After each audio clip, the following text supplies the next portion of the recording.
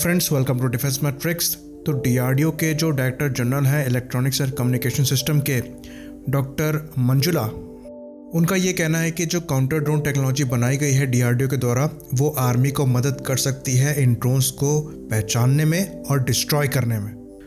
उनका ये कहना है कि जो डीआरडीओ के D4 एंटी ड्रोन सिस्टम है वो क्लोज रेंजेस में ड्रोन को पहचान सकते हैं और उन्हें डिस्ट्रॉय भी कर सकते हैं। उनका ये कहना था कि जो जम्मू अटैक हुआ, अगर वहाँ पर D4 anti drone system use हो रहे होते तो उसको रोका जा सकता था। ये जो एंटी ड्रोन सिस्टम है ये करीबन 4 किलोमीटर तक की रेंज देते हैं।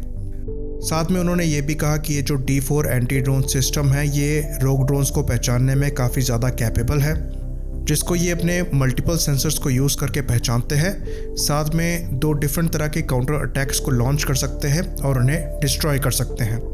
डॉक्टर मंजुला का ये कहना था कि ये जो D4 एंटी ड्रोन सिस्टम है ये कैपेबल है माइक्रो ड्रोन्स को डिस्ट्रॉय करने में, उनके कमांड एंड कंट्रोल लिंक्स को जैम कर साथ में उनके हार्डवेयर्स को भी डैमेज करके।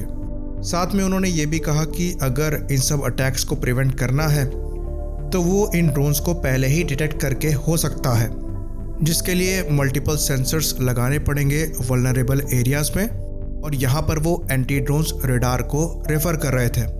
तो जब से जम्मू में ड्रोन अटैक हुआ है तब से काफ़ी तेज़ी देखी गई है चीज़ों को प्रिक्योर करने में। पहले तो डीआरडीओ के जो एंटी ड्रोन सिस्टम्स हैं उनका फास्ट डिप्लॉयमेंट किया गया। साथ में कुछ रिपोर्ट्स ये भी आई कि इजराइल से dozens of drone guard system जो है वो खरीदे गए। साथ में इंडियन एयरफोर्स द्वारा एक RFI भी इशू करी गई करीबन 10 काउंटर अनमैन्ड एयरक्राफ्ट सिस्टम्स के लिए। ये इंडिजिनस रूट के थ्रू था। बाकी कुछ रिपोर्ट इजराइल से smash 2000 plus anti drone systems को प्रिक्योर करने की भी आई थी, जिस पर क्लैरिटी नहीं है, पर नेवी द्वारा वो पहले ही ऑर्डर किए जा चुके हैं। तो यहाँ पर डॉक्टर मंजुला द्वारा ये चीज़ क्लियर करी गई कि हमारे पास टेक्नोलॉजी थी ऐसी चीज़ों से निपटने की, पर हमने ऐसे थ्रेट्स को सीरियसली नहीं लिया जिन्हें अब लेना पड़ रहा है। तो इन्हीं अटैक के चलते ही जम्मू के कुपवारा डिस्ट्रिक्ट में लोकल एडमिनिस्ट्रेशन ने बैन लगा दिया है ड्रोन को बेचने में, रखने में या फिर यूज़ करने में। तो ये चीज़ हमने पहले भी डिस्कस करी थी कि आगे इंडिया में ड्रोन्स वगैरह को लेकर जो लॉज हैं वो स्ट्रिक्ट होने वाले हैं, और आज जितनी आसानी से ड्रोन वगैरह मिल जाते हैं वो फ्यूचर में नहीं मिलेंगे। बाकी टाइम्स ऑफ इंडिया की रिपोर्ट के हिसाब से जो इंडियन डिफेंस फोर्सेस हैं वो जम्मू और कश्मीर के ऊपर एंटी ड्रोन शील्ड बनाने के ऊपर विचार कर रहे हैं, जिसको लेकर कई इजरायली कंपनियों से कांटेक्ट किया जा चुका है। यहाँ तक कि आयरन डोम जैसे जो सिस्टम्स हैं उनको भी प्रिक्योर करने की बात हो रही है। पर आपको ये बात बता दें कि ड्रोन के अगेंस्ट में आयरन डोम जैसे जो सिस्टम्स हैं वो काफ़ी ज़्यादा एक्सपेंसिव होंगे और सेंस नहीं बनाते हैं। तो काफ़ी चीप एंटी ड्रोन ऑप्शंस जो हैं वो पहले ही अवेलेबल है, तो आयरन डोम को लेना कहीं से भी सेंस नहीं बनाता है। बाकी आगे बढ़े दूसरी रिपोर्ट पर, तो ये चीज़ क्लेम करी जा रही है कि जो चाइनीज़ J-31 है वो कॉम्बैट कैपेबिलिटी को लैक करते हैं। तो ये ANI द्वारा पब्लिश किया हुआ आर्टिकल है जो कि बेस्ड था नेशनल इंटरेस्ट के एक आर्टिकल पे। तो यहाँ पर J-31 की जो कैपेबिलिटी है उसको अमेरिकन F-35 की कैपेबिलिटी से कंपेयर किया गया है। तो डेफिनेटली जो J-31 है वो F-35 की कैपेबिलिटी को मैच नहीं करता है, पर इसके मॉकअप्स को देखा गया है चाइना की ईमास टेस्टिंग फैसिलिटी में जो कि वुहान में है, और ऐसा माना जाता है कि जो चाइनीज़ नेवी है वो फ्यूचर में इन एयरक्राफ्ट को यूज़ करेगी। तो इसमें अभी कोई डाउट नहीं है कि इस एयरक्राफ्ट की जो कैपेबिलिटी है वो F-35 को मैच नहीं करती है, पर यह कहना कि ये पूरी तरीके से कॉम्बैट कैपेबिलिटी लैक करेगा ये सही नहीं होगा। तो इस पर हम एक डिटेल वीडियो बना चुके हैं जिसको हम आगे प्ले करने वाले हैं। तो चाइना जिस 5th जनरेशन नेवल फाइटर पे काम कर रहा है उसका नाम है FC-31 या फिर J-31, जिसके बारे में हम अब डिटेल में बात करेंगे और समझने की कोशिश करेंगे कि इसकी कैपेबिलिटी कहाँ पर है और क्या ये इंडियन नेवी के लिए एक बड़ा थ्रेट हो सकता है। तो FC-31 की जो फर्स्ट फ्लाइट हुई थी वो हुई थी 31 अक्टूबर 2012 में। तो इसके करीबन 2 प्रोटोटाइप जो है वो बनाए जा चुके हैं, और इस प्रोजेक्ट की जो फंडिंग है वो एविक के द्वारा की गई थी, जिसे कहते हैं aviation industry corporation of China. तो ये जब प्रोजेक्ट स्टार्ट हुआ था तो ये एक्चुअली गवर्नमेंट फंडेड प्रोजेक्ट नहीं था, और ना ही चाइनीज़ एयरफोर्स या नेवी ने इसकी मांग करी थी। ये प्रोजेक्ट एविक के द्वारा उठाया गया था क्योंकि वो F-35 को इंटरनेशनल मार्केट में काउंटर करना चाहते थे और एक F-35 का ऑल्टरनेटिव इंटरनेशनल मार्केट में उतारना चाहते थे जो कि कॉस्ट में उससे सस्ता हो। तो 2014 के जुहाई एयर शो में इसे दिखाया गया, जहां पर इसने डिफरेंट एरोबेटिक मैनूवर्स परफॉर्म किए और ऑडियंस को अपनी कैपेबिलिटी शो करनी चाहिए। तो वहाँ पर जो कुछ एक्सपर्ट्स थे उनका मानना ये था कि ये जो एयरक्राफ्ट है वो अपनी एनर्जी को बहुत ज़्यादा ब्लीड करता है और इसका जो डिज़ाइन है उस पर दोबारा काम करना ज़रूरी है, क्योंकि ये जो एयर शो दिखाया गया था ये क्लीन कन्फिग्रेशन में दिखाया गया था। वेपन पेलोड के साथ अगर बहुत ज़्यादा एनर्जी लूज़ होगी तो ये एयरक्राफ्ट किसी काम का रह नहीं जाएगा। तो इस एयरक्राफ्ट में जो इंजन लगा है वो है RD-93। ये वही इंजन है जो कि JF-17 में यूज़ होता है और करीबन 85 किलो न्यूटन्स का थ्रस्ट पैदा करता है। तो फ्यूचर में प्लान है WS-13E इंजन्स को यूज़ करने के लिए, जो कि करीबन 101 किलो न्यूटन्स का थ्रस्ट पैदा करने में सक्षम होंगे। पर फिलहाल के लिए ये RD-93 पे है, जो कि इसके स्टेल्थ कैरेक्टर्स को रिड्यूस करता है, क्योंकि उसमें IR सिग्नेचर को रिड्यूस करने के लिए कुछ भी यूज़ नहीं किया गया है। साथ ही साथ 5th जनरेशन एयरक्राफ्ट का जो एक इम्पॉर्टेंट फीचर है जिसे सुपर क्रूज कहते हैं, वो भी ये प्रोवाइड कराने में सक्षम नहीं है। तो इंजन जो है वो इसका सबसे बड़ा कमज़ोर पॉइंट है। तो 2015 की बात करें तो इसमें EOTS-86 infrared search and track system को इंटीग्रेट कर दिया गया था और जो प्रोटोटाइप है उसने अपनी मेडन फ्लाइट दिसंबर 2016 में ले ली थी।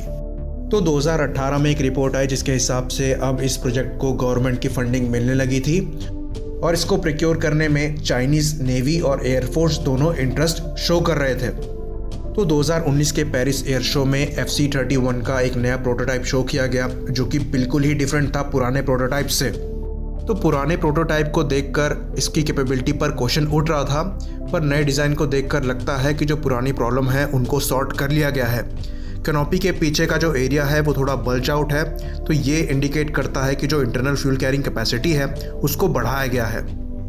बाकी अगर आप विंग डिज़ाइन को देखेंगे और टेल डिज़ाइन को देखेंगे तो उसमें मेजर चेंजेस हुए हैं और कैंटेड पैटर्न को यूज़ किया गया है, जिसको देखने से काफ़ी ज़्यादा सिमिलैरिटी नज़र आती है F-22 के डिज़ाइन से। बाकी जो एयर इनटेक वाला पार्ट है वो शुरुआत से ही DSI कॉन्फ़िगरेशन में था, जो कि ज़्यादा बेटर, लेस कॉम्प्लिकेटेड और स्टेल्दी मानी जाती है। पर इसको देखकर लगता है कि यहाँ पर भी चीज़ों को ऑप्टिमाइज़ किया गया है। तो इस नए डिज़ाइन को FC-31 2.0 बताया जा रहा है। और हम अब बात करेंगे इसके एवियोनिक्स की। अगर आप एयरक्राफ्ट के फ्यूसलाज में नीचे की साइड देखेंगे तो आपको डायमंड शेप के पैटर्न दिखाई देंगे।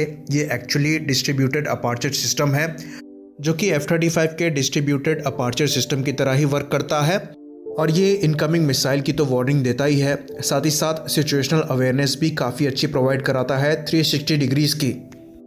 तो ये F-35 के डिस्ट्रीब्यूटेड अपार्चर सिस्टम की तरह कैपेबल नहीं होगा और ना ही J-20 के डैश की तरह कैपेबल होगा, पर इसका होना एक अच्छी बात है। बाकी अगर एयरक्राफ्ट के हम नोज़ के नीचे देखें तो हमको मिलेगा EOTS-86 electro optical and sensor system. तो ये F-35 के EOTS की तरह है और इसकी रेंज करीबन 110 किलोमीटर बताई जाती है F-22 जैसे एयरक्राफ्ट के लिए, जो कि काफ़ी ज़्यादा इम्प्रेसिव है। अब ये सच है कि नहीं है ये मैन्युफैक्चरर बेटर जानते हैं। बाकी रडार की बात करें तो रडार जो है, पहले बात चल रही थी KLJ-7 यूज़ करने की, जो कि JF-17 ब्लॉक 3 में यूज़ हो रहा है, जिसकी रेंज करीबन 200 किलोमीटर थी 5 मीटर स्क्वायर आर्सिस के लिए। पर जो नए 2.0 FC-31 है उनमें जो रडार का रेडोम है वो थोड़ा बड़ा है, तो लगता है कि टाइप 1475 AES से रडार को यूज़ किया जा रहा है। लेकिन जो अभी इंजन यूज़ हो रहे हैं उनसे ये उम्मीद नहीं है कि वो इतनी पावर प्रोवाइड करा सकेंगे कि ये जो रडार है वो अपने पूरी एबिलिटी को यूज़ कर पाएगा। तो रडार की जो रेंज है वो एस्टिमेशन में करीबन 200 से 250 किलोमीटर तक मानकर चली जा सकती है 5 मीटर स्क्वायर आर्सिस के लिए। लास्ट में अगर हम बात करें वेपन्स की तो इसमें करीबन 4 इंटरनल हार्ड पॉइंट्स हैं, जिसमें ये 2000 किलोग्राम के वेपन्स को कैरी कर सकता है। एक्सटर्नली बात करें तो ये करीबन 6 हार्ड पॉइंट्स के साथ आता है, जिसमें 3-3 एक विंग में हैं। टोटल ये करीबन 8000 किलोग्राम का जो पेलोड है उसको ये कैरी करने में सक्षम है। मिसाइलों की बात करें तो ये चाइना की जितनी भी मॉडर्न मिसाइल्स हैं उनको फायर करने में सक्षम होगा। ओवरऑल अगर हम यहाँ पर कंक्लूजन ड्रॉ करें तो ये जो एयरक्राफ्ट है ये स्टेल्दी है, पर ये पूरी तरीके से स्टेल्दी नहीं है। इसमें 5th जनरेशन के पूरे फीचर नहीं है जिसमें सुपर क्रूज शामिल है। तो इंजन जो है वो इसका सबसे वीकेस्ट पॉइंट है। आरसीएस की बात करें तो वो कम होगा, पर बहुत ज़्यादा कम नहीं होगा। तो 4.5 जनरेशन एयरक्राफ्ट के कंपैरिजन में इसका आरसीएस लो होने वाला है, यानी कि टेडबीएफ और रफाल के कंपैरिजन में इसका आरसीएस कम होगा, क्योंकि इसको डिज़ाइन ही उसी तरीके से किया गया है, जो कि एक बहुत बड़ा एडवांटेज देता है, क्योंकि ये रडार में बाद में दिखाई देगा तो ज़्यादा क्लोज एनिमी के जाके मिसाइल को लॉन्च कर सकता है। और हमें ये चीज़ पता है, मिसाइल जितनी क्लोज से लॉन्च करी जाए उतनी ज़्यादा इफ़ेक्टिव होती है। तो डेफिनेटली जो लो आरसीएस है वो एक एडवांटेज देगा। पर जो इसका इंजन है उसका आईआर सिग्नेचर काफ़ी बड़ा है, तो जो इलेक्ट्रो ऑप्टिकल सेंसर हैं वो बहुत पहले इस एयरक्राफ्ट को पहचान सकते हैं। तो इस एयरक्राफ्ट के एडवांटेजेस और डिसएडवांटेजेस दोनों हैं, जिनको हम आगे डिटेल में डिस्कस करेंगे जब हम बात करेंगे 4.5 जनरेशन के कंपैरेबल एयरक्राफ्ट्स की।